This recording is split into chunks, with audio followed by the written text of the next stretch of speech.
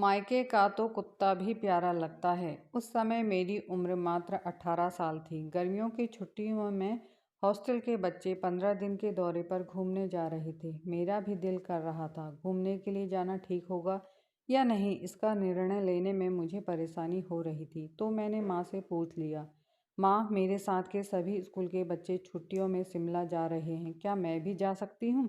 मुझे तो घर वालों के साथ ज़्यादा अच्छा लगता है। ठीक है बेटा, फिर हम शिमला के खर्चे में तेरे ननिहाल घूम आएंगे।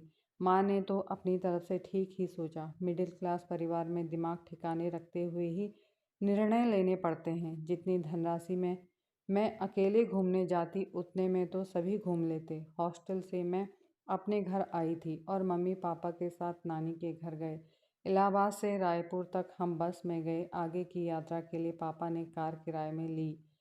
कार में खिड़की वाली सीट में बैठने के लिए मैंने भाई से लड़ाई की और खिड़की वाली सीट पाने में मैं सफल भी हो गई थी।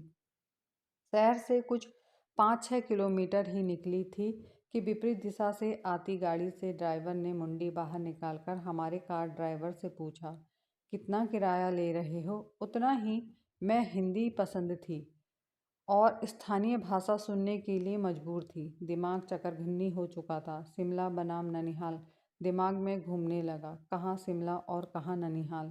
शिमला में दोस्तों के द्वारा की जाने वाली मस्तियों के बारे में सोच सोच कर मैं मन ही मन दुखी होने लगी थी। मैं जितना दुख का अनुभव कर रही थी, माँ उतनी ही खुश दिखाई दे रही थी। उनका चेहरा मायके की आबो हवा में खिलता ही जा रहा था। माँ को खुश देखकर मैंने अपने मन को समझा लिया था कि कम से कम मेरी वजह से माँ के चेहरे पर खुशी तो है। 3-4 घंटे के सफ़र के बाद हम नानी के गांव पहुंच चुके थे। नानी के प्यार को देखकर रास्ते की पूरी थकान गायब हो गई थी। नानी के घर पहुंचने के बाद शिमला ट्रिप छूटने का अफसोस भी जाता रहा। दूसरे दिन से ही हम बाग बगीचों में दौड़ते और खूब मौज मस्ती करने लगे। खेत खलिहानों में दौड़ते, तरह तरह के फलों के पेड़ पौधों को देखना और ताज़ी हवा का आनंद लेना शुरू ही किया था कि एक दिन घर का नौकर रामदास काका बेहद हड़बड़ी में नानी से लाठी मांगने आया। नानी ने वजह पूछी तो हम भी जिज्ञासावश पीछे पीछे चल पड़े। हे भगवान! 2.5 मीटर लंबा काले रंग का सांप देखकर हमारे तो होश ही उड़ गए। रामदास काका ने लाठी से सांप को बुरे तरीके से मारना शुरू जो किया तो उसके मरने के बाद ही दम लिया। यह देखकर हमें बहुत बुरा लगा।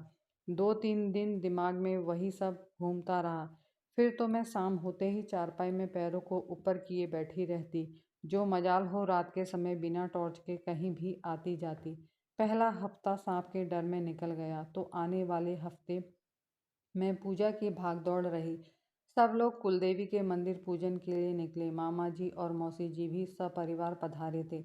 आज का दृश्य अलग ही था। नानी जी सबसे आगे तेज चाल से चलती हुई सबको लीड कर रही थी। माँ और मौसी बीच में थे और हम सब बच्चे पीछे टेढ़े मेढ़े रास्तों का आनंद उठाते हुए जा रहे थे। पूजा संपन्न हो चुकी थी। अब 2 दिन बाद हम सबको वापस जाना था। आखिरी के 2 दिनों में हम सब मौज मस्ती और पिकनिक के मूड में आ चुके थे। चिल्लर पार्टी यानी कि हम सब बच्चा पार्टी, नाश्ते का और रात के खाने का सामान लेकर छत पर पहुंच जाते और खूब धमा चौकड़ी करते। लेकिन एक दिन दूर से ही ललित मामा हाँफते हुए घर की ओर आते दिखे और कहने लगे कि गांव में पुलिस आई है जो लड़कों को पकड़ पकड़ कर ले जा रही है। गांव में 2 गुटों के बीच झगड़ा चल रहा था। इसके बाद तो हर दिन कुछ ना कुछ होता ही रहा। हम जिस उम्मीद में गांव आए थे सब मिट्टी में मिल गई।